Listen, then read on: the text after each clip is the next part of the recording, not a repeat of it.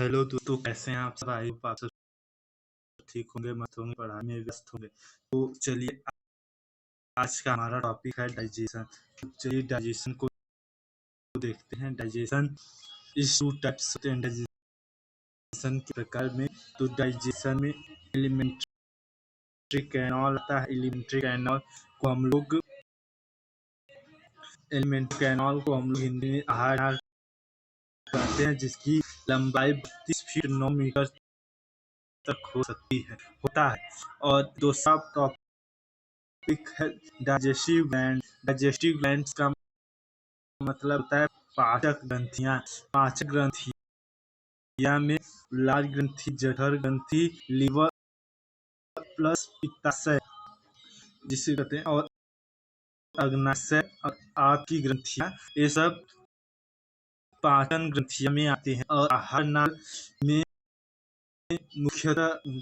मुख्य गुहा, ग्रास नली, आमाशय, छोटी आंत, बड़ी आंत, गुदा, ये सब आता है। यहाँ आप फिगर में देख सकते हैं, जो एक लंबा सा है घुमा हुआ, इसे हम लोग ग्रास नली या फूड पाइप के नाम से भी हम इसे जानते हैं, और इसे हिंदी में ग्रास नली कहते हैं। और जो इसके आगे का फिगर होता है मुख के पास, जहाँ पदार्थ पाया जाता है, उसे हम लोग मुख गुहा कहते हैं। और ये जो मुड़ा हुआ संरचना देख रहे हैं, इसे हम लोग आमाशय कहते हैं। फिर इसके बाद आता है छोटी आंत, बड़ी आंत। जो टेढ़ा मेढ़ा अंदर संरचनाएं दिखाई दे रही है, इसे हम लोग छोटी आंत कहते हैं। और इसके ऊपर जो एक बड़ा फिगर दिखाई दे रहा है, इसे हम लोग बड़ी आंत कहते हैं। फिर यहाँ जो नीचे लटका हुआ संरचना है, इसे हम लोग गुदा कहते हैं। और इंग्लिश में से समझ लेते हैं, जो मुख के पास का संरचना होता है उसे बक्कल कैविटी या ओरल कैविटी या मुख गुहा कहते हैं। और इससे जो ग्रास नली है, इसे इंग्लिश में फूड पाइप कहते हैं। फिर ये जो ये है, इसे हम लोग स्टमक कहते हैं। स्टमक, इसे आमाशय को स्टमक कहते हैं। फिर उसके बाद छोटी आंत को हम लोग स्मॉल इंटेस्टाइन्स कहते हैं। और जो बड़ी आंत उसे लार्ज इंटेस्टाइन कहते हैं। जो छोटी आंत होती है वो लार्ज इंटेस्टाइन बड़ी होती है, सिर्फ नाम छोटा है, काम बड़ा है। तो आगे चलते हैं। यहाँ पर बगल दिया गया है पाचन। पाचन को एक जटिल प्रक्रिया है, जो कि सरल, जैसे कि हम लोग भोजन करते हैं तो वो जटिल होता है, उसे हम लोग पूछते हैं, और वो सरल, जितना सरल हो सकता है उतना सरल में वो होता है, टूटता है। फिर इसमें जल, विटामिन, खनिज, छोटे छोटे, अतः इनका पाचन नहीं होता है, इनका अवशोषण होता है। इट मीन्स जो जल, विटामिन और खनिज, छोटे छोटे खनिज लवण हैं, तत्व हैं, इनका पाचन नहीं होता है, इनका अवशोषण होता है। तो ये आप समझ सकते हैं। और जो हमारी पाचन का एक फिजिकल केमिकल प्रक्रिया होती है, जो पाचन हमारा है उसका पाचन एक फिजियो केमिकल प्रक्रिया होती है, जिसका मुख्य कार्य भोजन का निर्माण करना होता है। तो क्या आप समझे? पाचन एक मुख्य कार्य जिसका भोजन से ऊर्जा का निर्माण करते हैं, ये होता है। फिर आगे हम लोग देख लेते हैं, आगे क्या है। आगे हमारा है माउथ। माउथ के बारे में हमने आपको बताया है। तो माउथ को हम लोग बकल कैविटी या ओरल कैविटी कहते हैं, जिसे हिंदी में मुख गुहा के नाम से भी जाना जाता है। और चलिए आगे देखते हैं। जो हमारा 3 जोड़ी लाल ग्रंथियां पाई जाती है, जिसमें प्रतिदिन में हाफ लाल 1/2 लाल प्रतिदिन बनता है। लाल लाल, जो होता है इसमें पैरोटिक और सलाइवा गुहा और सब मेडिबुलर पाया जाता है, जो कि पैरोटिक जो होती है बड़ी, ये सांप में जहर का काम करता है। ये हम ह्यूमन के अंदर ये नहीं पाया जाता है। आगे देखते हैं, लार में कुछ प्रतिरोधक पाए जाते हैं, जैसे कि लाइसोजाइम, जीवाणुनाशी और टाइलिन और डाइस्टेज और म्यूकस, ये सब लार में पाए जाते हैं। जो लाइसोजाइम होता है ये जीवाणुनाशी होता है, और जो टाइलिन और डाइस्टेज होते हैं ये स्टार्च को मंड या चोकर कहा जाता है। इसका ये पाचन करते हैं। कौन करता है? टाइलिन और डाइस्टेज। और जो म्यूकस होता है वो भोजन को चिपचिपा बनाता है। आप लोग देख सकते हैं। आगे चलते हैं। आगे हमारा टॉपिक है माँ की बात। ओइगोफैगस को ग्रसनी कहते हैं। इसमें पाचन नहीं होता है। इसमें ओइगोफैगस में पाचन नहीं होता है। एक कितना 25 सेंटीमीटर होता है, और जो माउथ से भोजन कुचलकर ओइगोफैगस में आता है उसे हम लोग बोलस कहते हैं। क्या कहते हैं? बोलस कहते हैं। भोजन को ढकेलने के लिए इसमें पेरिस्टेज क्रमानुचन होता है। पेरिस्टेजिस होता है, जो कि क्रमानुचन होता है। आगे देखते हैं ओइगोफैगस में। ओइगोफैगस से बाद आता है स्टमक खाता है, जिसे अमाशय के नाम से जाना जाता है। भोजन 4 घंटे तक स्टमक में रहता है। अमाशय के 3 भाग होते हैं। अमाशय कहते हैं। अमाशय के 3 भाग होते हैं। चलिए देखते हैं कौन कौन सा होता है। कार्डियक होता है, ऊपरी भाग होता है। इसमें एसीएल का निर्माण होता है। ये जीवाणुनाशी होते हैं। भोजन तोड़ता है। कौन तोड़ता है भोजन को? कार्डियक। ये आप देख सकते हैं फिगर, ये स्टमक का फिगर है। इसमें जो ऊपरी भाग है इसमें एसीएल लिखा गया है, इसे कार्डियक कहते हैं। दूसरी भाग होती है फांडिक जो होता है कांटानुमा संरचना होता है, जिसे हम लोग रूजी कहते हैं। इसमें भोजन को रोक कर रखता है।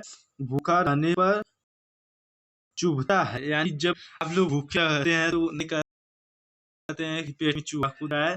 ये चूहा नहीं कूदता। इसमें जो रूजी होता है वो चुभता है पेट में भूखा रहने पर। और मान लीजिए यहाँ से एसीएल आता है। जब कभी एसिडिटी होती है तो आप लोग क्या लेते हैं? मिल्क ऑफ मैग्नीशिया लेते हैं। क्या लेते हैं? मिल्क ऑफ मैग्नीशिया, जिसका सूत्र MgOH+ होता है। मिल्क ऑफ मैग्नीशिया किसे कहते हैं? मिल्क ऑफ मैग्नीशिया, जो कि इनू नहीं आता है, इनू को ही मिल्क ऑफ मैग्नीशिया कहा जाता है। आगे देखते हैं। आगे जो सी पार्ट होता है इसका पाइलोरिक होता है। पाइलोरिक से गैस्ट्रिक जूस जठर रस का निर्माण होता है। और इसमें कौन कौन सा जठर रस में प्रतिरोधक पाए जाते हैं? रेनिन पाया जाता है, जो कि दूध को दही में बदलता है। कभी आपने गौर किया होगा कि जब छोटे बच्चे होते हैं तो दूध पीते हैं, कभी उल्टी करते हैं तो दही निकलता है। ये किसी कारण होता है? ये रेनिन के कारण होता है। ये छोटे बच्चों में ज्यादातर पाया जाता है और बड़ों में कम पाया जाता है। बड़ों में पेप्सिन पाया जाता है, जो प्रोटीन को पेप्टोन में बदलता है। और जो इसमें भोजन आता है स्टमक, यानी कि स्टमक फूड पाइप से जो भोजन आता है स्टमक में रहता है उससे काइम कहते हैं। और जो फूड पाइप में रहता है उसे बोलस कहते हैं। ये सब आप याद कर रखिए। इसके बाद आता है, चलिए देखते हैं। इसके बाद लीवर आता है, जिसे हम लोग पित्ताशय कहते हैं।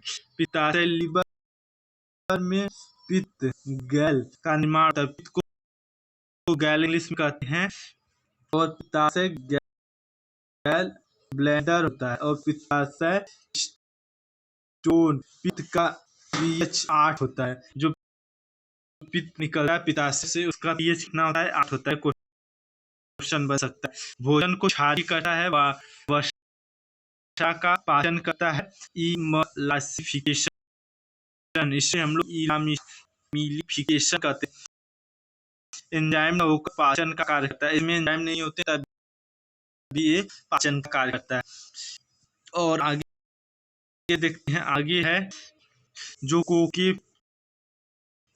कोकेस्टिकाइनिन होता है, इसे उत्तेजित करता है। यानी क्वेश्चन बहुत बार पूरा हुआ है कि जो पित्ताशय को पित्त निकालने के लिए कौन सा एंजाइम उत्तेजित करता है, तो कोलेस्टिकोकाइनिन होता है। कोलेस्टिकोकाइनिन जो होता है इस पित्ताशय को पित्त निकालने के लिए उत्तेजित कर रहा है। तो यहाँ पर आप फिगर में देख सकते हैं, इसे जो स्टमक में है, स्टमक में जो भोजन उसे काइनिन कहते हैं। फिर यहाँ से अग्नाशय है, यहाँ से पित्ताशय है, यहाँ से अग्नाशय है, यहाँ से पित्ताशय है, और यहाँ पे जो सेक्रेटिन द्वारा उत्तेजित। और यहाँ पर एक क्वेश्चन और पुट अप होता है। यहाँ पर देख सकते हैं, अग्नाशय में जो यह ग्रंथि है इसे पूर्वपाचक एंजाइम भी कहते हैं। इसे कौन सा एंजाइम सीक्रेट करता है? इसे सेक्रेटिन द्वारा इसे उत्तेजित किया जाता है। तो आगे देखते हैं, इसमें जो इसके एंजाइम याद करने के लिए आप लेट याद कर लीजिए। तो लेट याद किससे करें? लेट से लाइसोजाइम होता है जो फैट और लिपिड का पाचन करता है, और ए से एमाइलेज होता है जो स्टार्च मड का पाचन करता है। टी से ट्रिप्सिन होता है जो प्रोटीन पेप्टोड में वो बदला था, उसे पेप्टाइड में तोड़ता है। प्रोटीन पेप्टोड में कौन बदलता है? तो स्टमक बदलता है। तो यहाँ पर आप लोग देख सकते हैं। फिर यहाँ पर लीवर में आता है, तो इससे हम लोग जो पेप्टोड से स्टमक बदलता है उसे पेप्टाइड में बदलेगा। आगे के वीडियो में हम लोग देखते हैं आगे के स्लाइड में क्या आ रहा है। आगे स्लाइड में आ रहा है छोटी स्मॉल इंटेस्टाइन जिसे कहते हैं। ये पूर्ण पाचन किसे क्यों कहा जाता है, आगे हम लोग समझेंगे। पाचन प्लस अवशोषण इसमें होता है।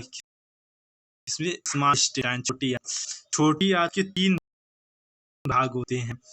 ड्यूडेनम, ग्रहणी, पक्वाशा करने से सेक्रेटिन प्लस कोलेस्टिकोकाइनिन हार्मोन्स निकालता है।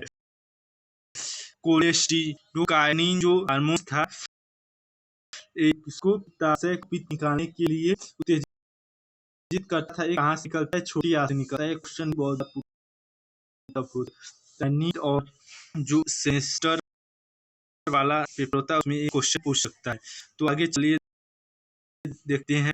ड्यूडेनम हो गया, उसके बाद जेजिनम होता है छोटा आंत का सेकंड पार्ट। फिर उसके बाद इलियम होता है। इलियम में क्या होता है? पाचन प्लस अवशोषण होता है। और एक बात आप लोग गौर कीजिएगा कि जो ड्यूडेनम और जेजिनम है इसमें पाचन और अवशोषण कुछ नहीं होता है। ये सिर्फ एंजाइम निकालते हैं उत्तेजित करने के लिए पित्ताशय और अग्नाशय को। और जो इलियम होता है इसमें पाचन होता है और अवशोषण होता है। इसे विलाई के नाम से भी जानते हैं। जो इरेप्सिन होता है पेप्टाइड को एमिनो एसिड में बदलता है।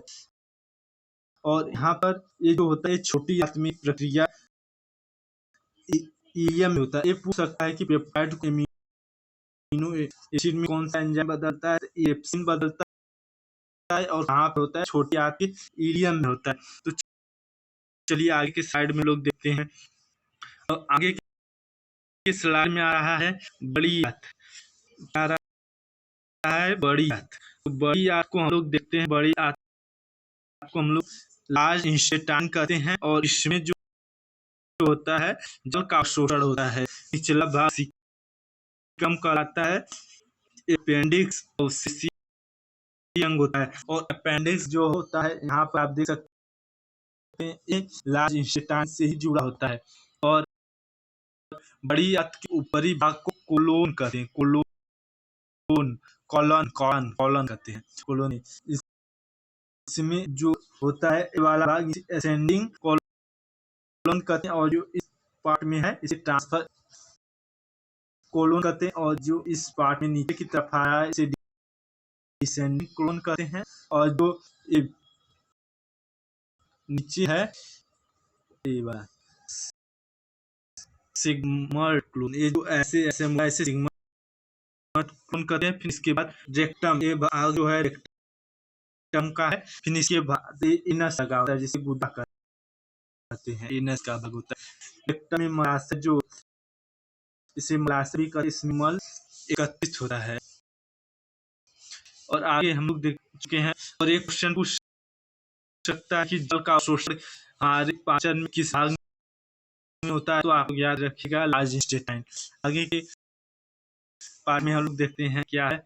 आगे का है प्रोटीन का पाचन की स्टेप। सबसे जटिल का होता है प्रोटीन का पाचन। चलिए देखते हैं प्रोटीन का पाचन जो होता है। प्रोटीन का पाचन वो कई स्टेप में होता है। प्रोटीन का पाचन अमाशय में होता है पेप्सिन द्वारा। अमाशय में होता है पेप्सिन द्वारा प्रोटीन को पेप्टोड में बदलता है। अग्नाशय में होता है ट्रिप्सिन द्वारा जो पेप्टोन को पेप्टाइड में बदलता है। किसे? पेप्टोन को पेप्टाइड में बदलता है। फिर छोटी आंत में इरेप्सिन द्वारा होता है। इरेप्सिन द्वारा पेप्टाइड जो होता है उससे एमिनो एसिड में बदलता है। इरेप्सिन आप याद रखिएगा, एंजाइम पूछ सकता है और कहाँ पर होता है ये भी पूछ सकता है। जो भोजन के बारे में हम लोग देखे थे इसे हम लोग देख लेते हैं। भोजन जो होता है मुंह से जो रहता है तो उसे बोलस कहते हैं। फिर यहाँ पर आता है क्या कहते हैं इसे अमाशय में आता है तो इसे हम लोग काइन कहते हैं। जब ये यहाँ पर आ जाता है नहीं हाँ ये गलत हो गया। जो बोलस होता है फूड पाइप में रहता है। यहाँ पर देखिए फिगर से समझेंगे तो सही। यहाँ फूड पाइप में रहेगा तो इसे बोलस कहेंगे। अमाशय में आ जाएगा तो इसे क्या कहेंगे? इसे कहेंगे काइम। जब एक काइल कब होता है? जब यहाँ पर गुदाद्वार में स्टोर हो जाता है तो इसे काइल कहते हैं। और पाचन चरण देखिए, पाचन को 5 हिस्से में बांटा गया है। इंगेशन, डाइजेशन, एब्जॉर्प्शन, एसिमिलेशन और एग्जीशन या इसे डिफेक्शन भी कहते हैं। इंगेशन में क्या किया जाता है? जो फर्स्ट स्टेप इंगेशन वाला होता है इसमें जो भोजन को हम लोग मुख में लेते हैं उसे इंगेशन कहते हैं। उसका पाचन होता है तो उसे डाइजेशन कहते हैं। फिर उसे जो मुख्य प्रोटीन वसा इसका शोषण होता है तो उसे एब्जॉर्प्शन कहते हैं। उसका शोषण किया जो प्रोटीन वसा ये सब ऊर्जा के रूप में कोशिका के पास भेजा जाता है तो एसिमिलेशन करते हैं। फिर जो वेस्टेरियल पदार्थ है उसे शरीर से बाहर निकाल दिया जाता है। इसे डिफेक्शन या एग्जीशन कहते हैं। ये आप 5 स्टेप याद रखिए, सेकंड सेमेस्टर के लिए इम्पोर्टेंट है। आज का टॉपिक यहीं तक है। अब मिलेंगे नेक्स्ट वीडियो में। वीडियो अच्छा लगा हो तो लाइक शेयर एंड सब्सक्राइब जरूर करें। जय हिंद, जय भारत।